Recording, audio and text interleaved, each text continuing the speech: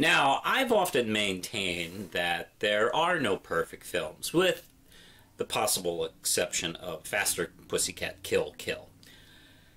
However, I may have to eat those words because as I look back on Del Toro's filmography over the last, couple of decades now, he's made several that I can't find flaws with, and The Shape of Water is one of those. I just saw it last night, and this film essentially is about a mute woman who works as she's just kind of a housekeeper. She's janitor at this facility that looks very much like Hellboy's headquarters, oddly enough. It's a facility for the government, and they have a lot of cool, awesome, sci-fi, scary stuff there. And one of them is this kind of creature that's very similar to the Gill Man from Creature Black Lagoon.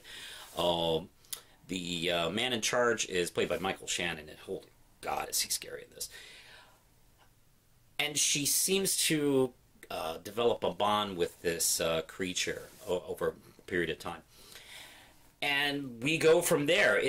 It's a very serious, beautiful film that takes kind of something that would be a standard genre idea and goes in with all of its heart and all of its head, and it's told such a beautiful story. This takes place in the 1950s, during the time where civil rights weren't that great, or at least being challenged at the time, and there is that backdrop. It's done fairly subtly, actually, where it's just the world they live in. And, her and her friend Delilah, who is played by Octavia Spencer, they're just, people who get ignored. Nobody pays attention to them.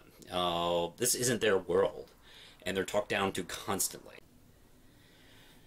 She loves the creature, which, by the way, is never really named. It's often called the Asset, thank you. That's kind of it. The creature is, by the way, played by Doug Jones, playing, I think, the second Gilman type of creature in his fascinating career. And he plays the creature with such humanity, and it doesn't forget that he's also a fishman monster. There are some aspects that are very dangerous about this creature. Also, man, there's a beautiful use of green in this film where things are lit, and there's certain set pieces, there's vehicles that are used. It just colors the whole film. And I gotta say, I was just blown away. There is one scene, which I won't really give away, which could have been... I have seen this type of scene done for comedy, or I've seen it attempted and failed. This scene is probably my favorite in the film, and it's done with such earnestness and heart, and it's just absolutely beautiful. And it reminds me why I love movies so much. Because it just takes a simple concept that, okay, we're all familiar with monster movies. We're all familiar with them trying to take women and, away from us human folk.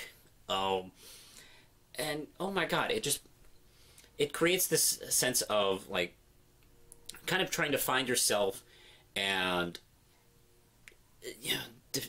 try and go against what, is normally considered, what's normal in society. And, even Michael Shannon, who is the villain, who he makes a wonderful career out of being scary as hell. Matter of fact, he is frightening in moments where it's pretty just benign. He comes in, takes a piss, talks to the housekeepers.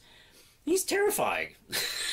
and then, he has terrifying sex with his wife. He's just horrifying. And just, there is this kind of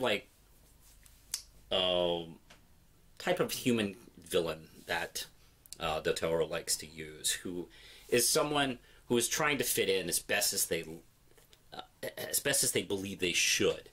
We've seen that in Pan's Labyrinth and a couple other films. They think they know how the world is and how their place is, and they aren't going to stop until they achieve it. And he is, of course, one of those type of villains, and he really excels at this. And I love also the twist of the Cold War aspect of this film.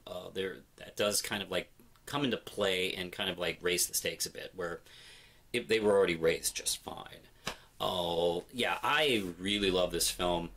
I can't really, to be honest, think of very many, like, even nitpicks of this film. I think it's beautiful. I think it's a gorgeous work of art. I'm proud to live in a world that has this movie. So I recommend going to see it. 5 Ram chips. I love it. I love it. Push the button, Lindsay. Hey everyone! Support The Real Manos on Patreon, or I'll kill you.